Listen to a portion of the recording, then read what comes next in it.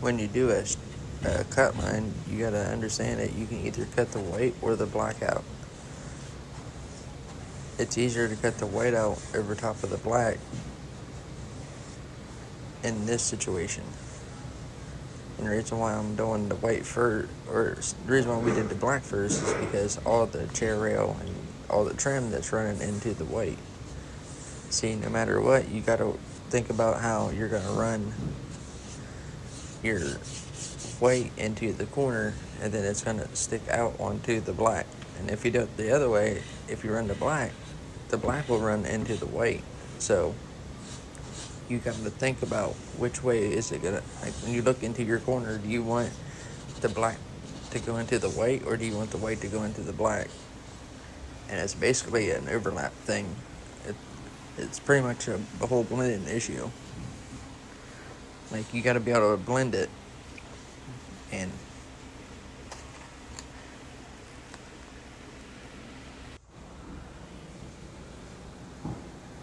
it's not just an issue. It's the fact that you gotta like use you gotta use the actual corner of the wall itself, and depending on how straight that corner of the wall is, depends on how straight you can run a straight line. And if your wall's off and it's not exactly 45 all the way up through the whole corner, you're gonna notice it, and you're gonna have to. And that's what I was talking about. You're gonna have to compensate for it.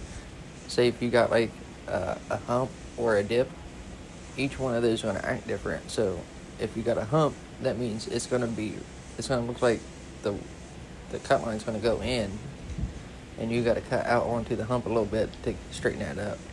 And if it's a dip, that means you got to cut it out. You got to cut it in on the wall instead of out on the wall. It's just one of those things where you got to compensate for it. And what I want to do is I want to run my straight line down through there. Like right now, like I'm spreading my paint, and then I'm going to come back through, and then I'm going to push it a little bit closer, and then I'm going to take the tip of my brush, and I'm going to start feeling for that straight edge. And it tells me, as soon as I see that the wall's straight, then I can run a straight line on it. But what I'm looking for when I first take my paint down through there is how straight that corner really is. And then it'll tell me, as soon as I get my paint on it, I'll notice it. If it's off a little bit, I'll have to come back through and compensate for it. I'll cut a straight line, and then I'll see where it's off. Then I'll come back through and I'll fix that. But you gotta make sure that when you step back and you look at it, your lines are straight. That's the biggest issue. It's not cutting a straight line. It's making it look straight for the homeowner, because you can cut a wall out, and like you can cut a corner out, and if the corner is really choppy, it'll give you a really choppy looking cut line. So you got to be able to compensate for the wall being messed up. But if you got a straight 45 all the way up, then you can cut a straight 45, or you can cut a straight line straight up the wall. And that's where you get a really good cut line versus not. And it's just like right here where I'm cutting around the trim. I'm using the edge of the trim where the trim's cut off and there's caulking in there. I'm painting the caulking, getting it right up to the edge of the trim, and then I'm using that for the straight line. I'm just using it for a guide, more or less. But even if I did it the opposite way, I would still do the same method, just backwards. I'd use the wall, and then I would get my bristles, and I would get a thickness of my bristle down through there. I wouldn't get past that. Now, some people like a little heavier cut line. Like me personally, I don't mind a heavier cut line because it's a little easier to put down. Like, the thinner it is, the harder it is. Because no matter what, at some point you're gonna put it on just a little heavy, and it's gonna look funny. So when you run a razor blade cut line, you gotta literally take your time with it. You can do it, but it's something that you gotta be very careful, because you gotta start to finish. That you gotta keep that same thickness from start to finish. Now, if you put a little bit of build to it, now you got a little bit of wiggle room. And that's the difference between like filling in the gutter and not. But it always comes down to the corner. If that corner is not straight, or if that ceiling's not straight, then your cut line's gonna be off, and you gotta know what to do when you get there.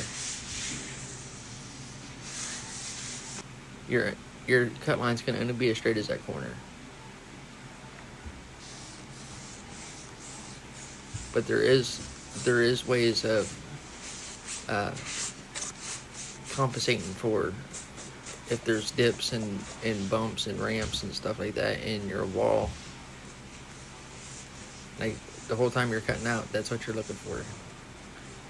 You want to get your paint close to it, run down through there, see what's going on with it, make sure it's a good straight area, and then fill it in, and then move to your next spot. But it's the same process no matter what. I cut everything out the same way. It don't matter if I'm cutting out a door handle. It don't matter if I'm cutting out a corner or a ceiling. It's the same process. I use the thickness of my bristles, and that's what I use the edge of my cut line with.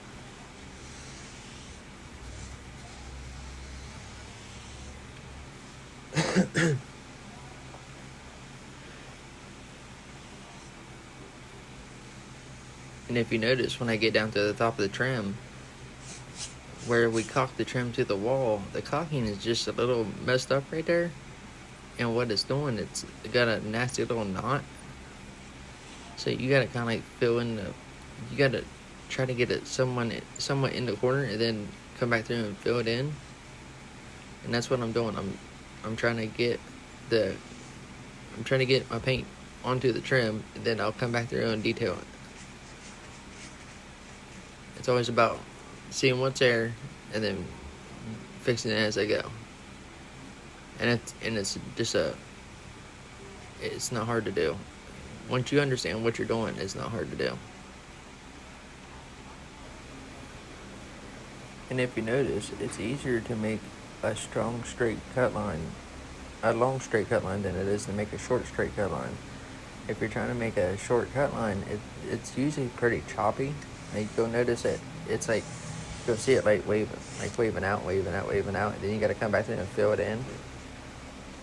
It's just the nature of the beast. It's easier to run a long straight cut line faster than it is to run a short straight cut line slower.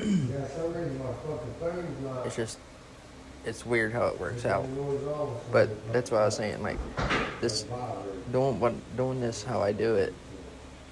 It took me about 2 months to understand what I'm doing. Needless to say, it didn't take the whole 2 months. I'm just saying, over a 2 month period of doing it, every other day, I started to see what they was talking about, and I started understanding. It's like one of those things, like you hear me but you don't hear me. Same scenario. Like until you start practicing, you'll never really see what people's talking about. And that's how cutting tops are. It's very simple once you figure it out. You're going to be like, man, I can't believe it was that simple. And it's the same process every time.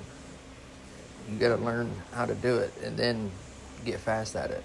You can't get fast at something if you don't know what you're doing. It's just like taping. You got to understand when you're taping or trying to cut a straight line with your tape line. You know, you can only do it once you understand what you're doing.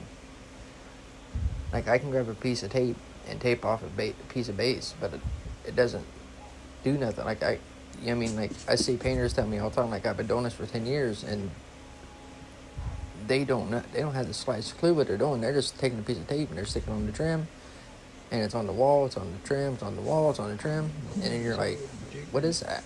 And they just don't understand it. They don't understand like what they're doing. And when you understand how to do this stuff, the speed comes natural. But you gotta learn how to do this stuff. And like with this corner, the same problem I was having with the trim on the bottom half, where we caulked the wall to the trim, the corners are always like rounded off a little bit like that. So you gotta come back through and compensate for it. please hit that subscribe button. I'm trying to grow my channel. If this helped you, you can help me by hitting the subscribe button. Leave a comment if you like, and hit that like button. Thank you.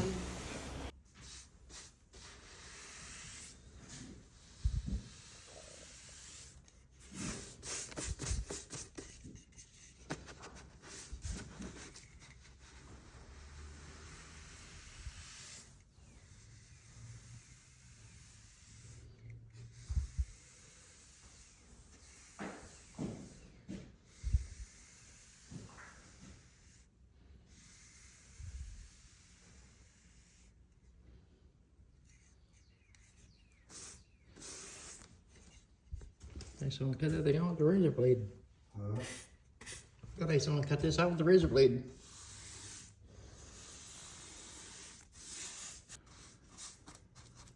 This is February 26th, dear. I just need to know if I got to pay the whole $200 to keep it from being disconnected or the $98.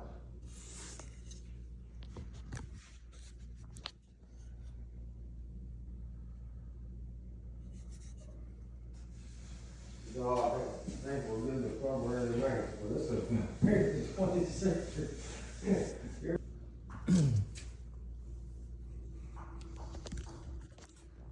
That's how you cut out a straight line.